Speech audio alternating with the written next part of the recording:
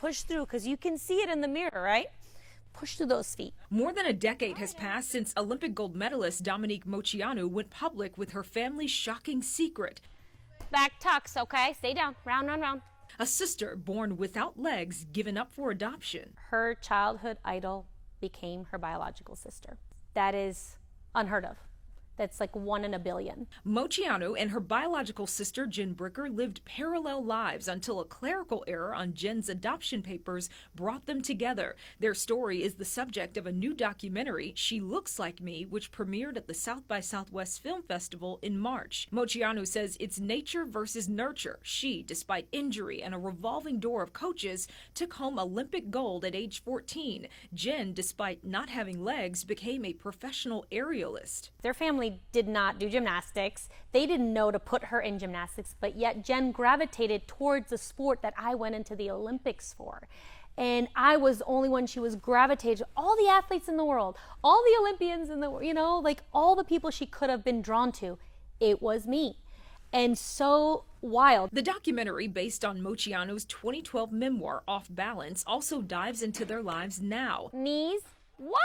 Oh my gosh. Dominique running the Dominique Moceanu Gymnastics Center in Medina and raising 3 children with her husband Michael. Jen, who gave birth to an adorable baby boy, Malachi, this past summer. Moceanu always knew she would tell this story on screen. She just needed a director who understood its complexity. From the athleticism and the Olympics, to the coach-athlete relationship, to the dynamic with my father, who was very temperamental and at times abusive and very, very dictator-like in some respects. And then on the other side, he could give you the shirt off his back. As Dominique balances life as a mom, business owner, and coach, this documentary also strikes a balance of strength, love, grief, and empathy for situations many could never fully understand. My dad passed away shortly after my first daughter's birth 16 years ago.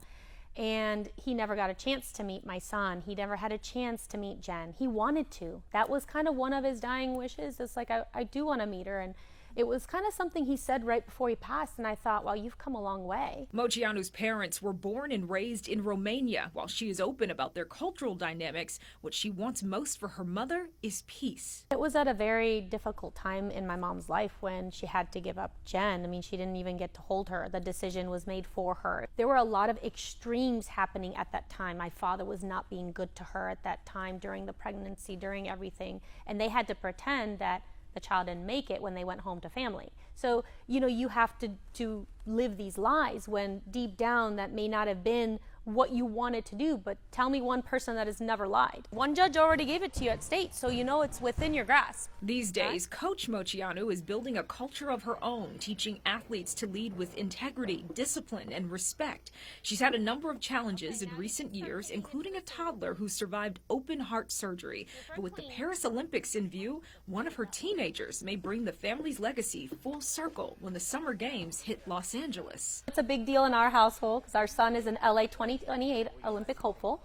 Oh, that's awesome. Yes, so next squad, he's going to be one to watch. So he's starting to really make his way with my husband, Dr. Michael Canales, coaching him. From one generation to the next, agility and flexibility just might be in their DNA. If not, their life story proves determination sure is. Jasmine Bailey, Fox 8 News.